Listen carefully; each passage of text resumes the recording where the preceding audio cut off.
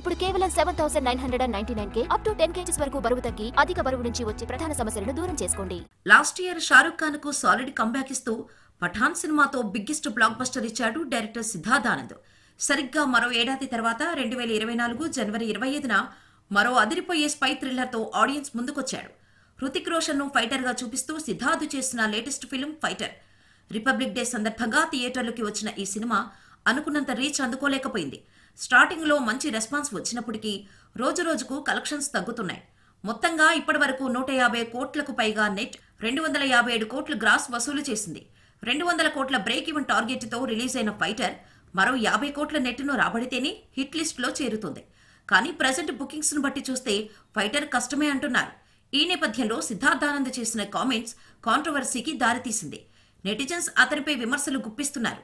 Audience ని fighter ఆకట్టుకోవడానికి కారణమేంటి అని అడగ్గా అది ఆడియన్స్ ఫాల్ట్ అనేలా మాట్లాడారు. ఇలాంటి స్టోరీతో ఇప్పటివరకు సినిమా రాలేదు. గతంలోనూ చూసి ఉండరు.